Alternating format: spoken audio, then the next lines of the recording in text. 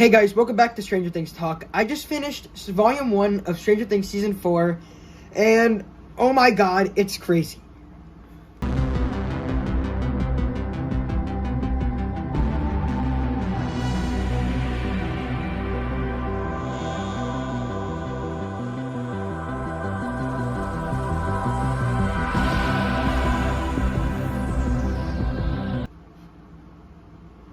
Before I start, I just want to say, sorry that this is coming out so late. I finished this Friday morning, or at least Friday morning for me.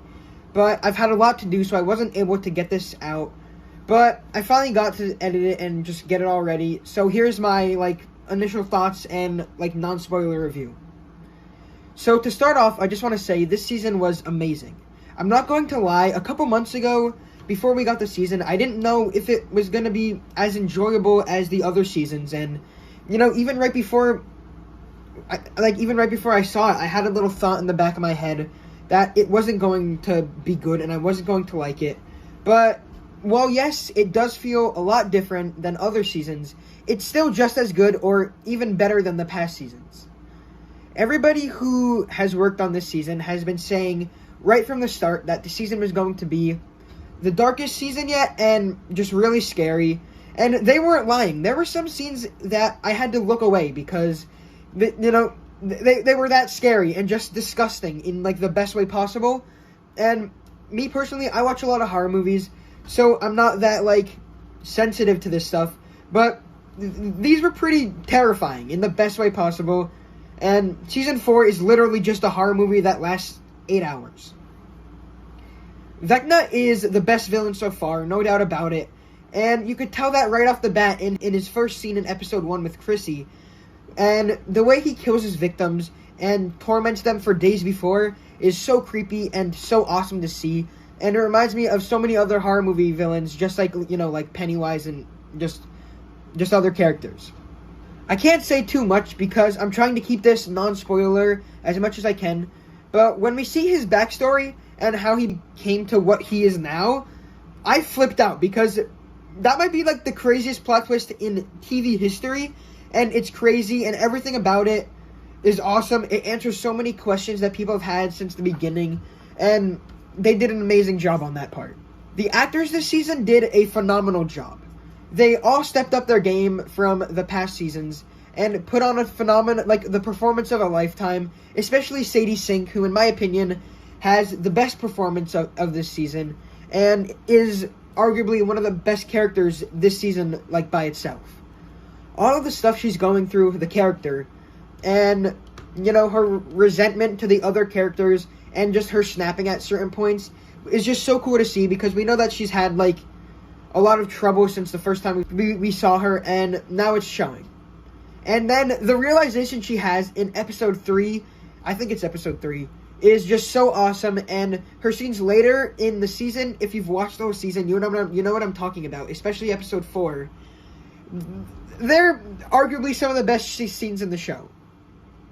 The new characters this season were amazing. Eddie Munson, Chrissy, and Jason, who's the lead basketball player guy, I think that's his name, are just so fun to watch.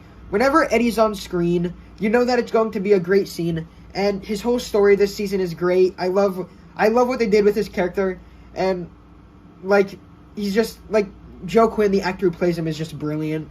And Chrissy, the actress who plays her, in the short time we see her, it's just cool. Her character is really interesting. I love, the backstory. I wish we got a little more backstory, but we didn't. I'm curious what was going on with her and her mom and everything like that. But even the actor who plays Jason, who I'm not a big fan of, the character, the actor who plays him is, ridiculously talented. He has, there's this one scene in particular where he's talking to the town of Hawkins, and watching that, for a second, I wanted to go after Eddie and, find him, even though he's innocent, just because that speech was so good, and just the actor just makes it feel so real. Okay, the last thing I have about the season, before I get to the things I don't like, is all the fights that we see are absolutely amazing. The Russian fights, Hopper this season was amazing. I can't really talk about him too much because a lot of it's spoiler, but his story is great. All like the stuff that happened in California was really interesting. I really liked that one guy who got into like the gunfight with the army people. That guy is really cool. I was kind of sad when he died, but not too sad. But like all the fight scenes, especially when 11 finally snaps in, I believe, episode 2. I was cheering when that happened, when she hits that person with the skate. Now it's time to talk about some stuff that I had problems with this season. The one that stands out the most is how they used Mike, or at least how they used him in Volume 1. He starts off awesome with Dustin and all the D&D stuff. I love that.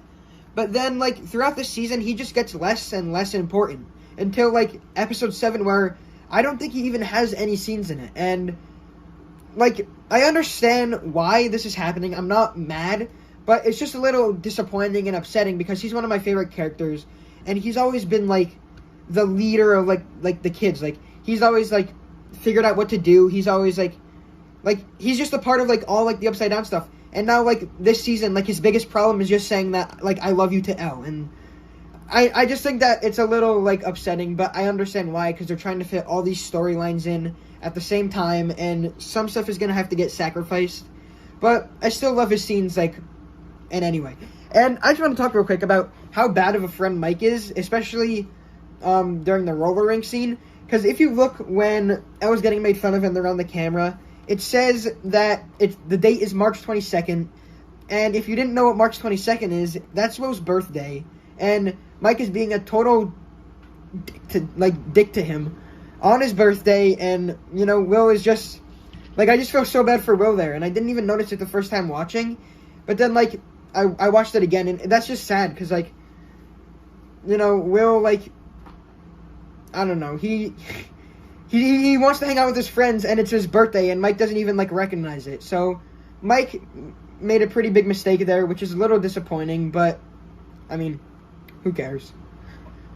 And another thing, I don't know why he was mad at Elle for hitting Angela. I get that, like, she got hurt and stuff, but I would have been cheering her on, because Angela is just completely obnoxious.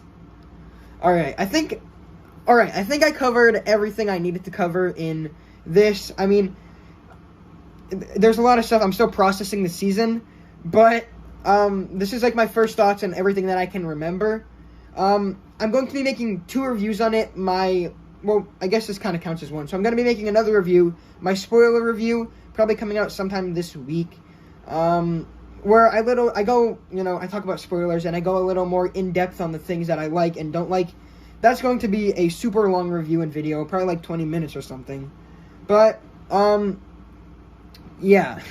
I hope you guys enjoyed Volume 1 and enjoyed this video, and if you did, you might want to consider subscribing, and comment what you think about Volume 1 of Stranger Things Season 4, and remember, friends don't lie. See ya. Would you like to join them?